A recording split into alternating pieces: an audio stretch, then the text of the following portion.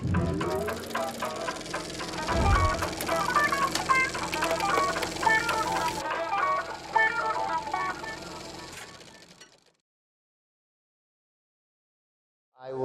wanted to become a director until I was about 25, 26 years old.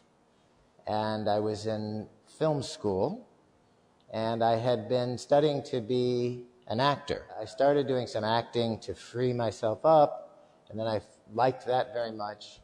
But I wasn't very good as an actor. And because I understood scenes, but it was very difficult to change how I was feeling. So I learned that it was very exciting for me to direct, mainly when I had to make a film and I put two pieces of film together and it created a feeling that someone else could see. So it was very exciting to me to know that how I see the world, someone else could see it in the same way, just by putting two pieces of film together. And that was very exciting to communicate. Did not go straight into directing. I started to work as an assistant director.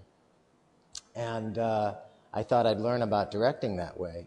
And I was able to work on some very big pictures. I was an assistant director on E.T., the extraterrestrial, and on Airplane, the movie, and on some films, a film by Francis Coppola, some other things. And then I went back to film school, made a film, and it did well, won some film festivals. I got an agent that way, and then the agent led to some work, and so that's how I started directing.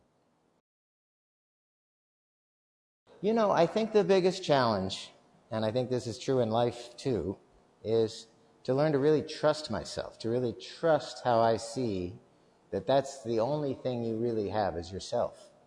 And especially as a director, you know, the question I always am asking when I'm directing, when I'm watching anything, is how do I feel about that? How does that make me feel? And if it's not the right feeling, I know where I have to go to adjust something or change something. But unless you know what you feel, you're lost. You know, you can't, it's true of any art, I think. You can't think about how are they going to like it? What's going to get me approval? You know, those are hard things to learn to do without, because we all want approval, or most of us do. And, you know, until you realize that the only one whose approval you really need is your own, that's the biggest challenge.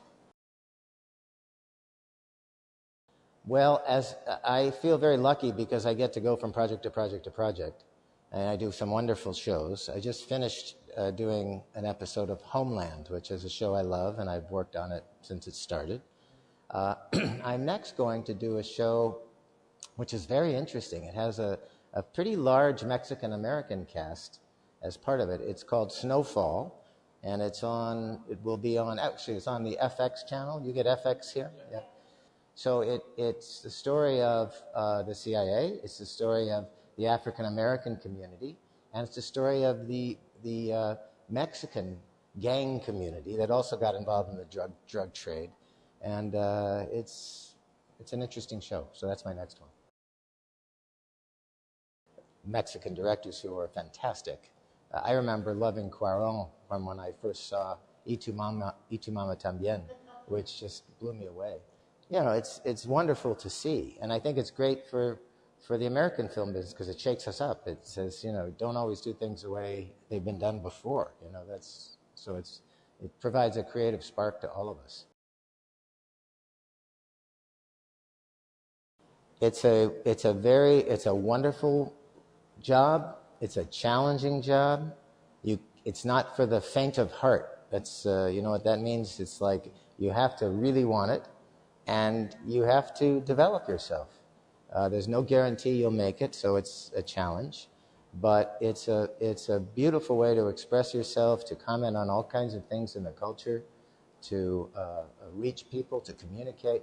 And the film business and every art always needs new perspectives. It's like it will die if it doesn't get, you know, new people coming up into it to express the times and to express what's happening. So if it's something you're drawn to, it's a noble career to pursue.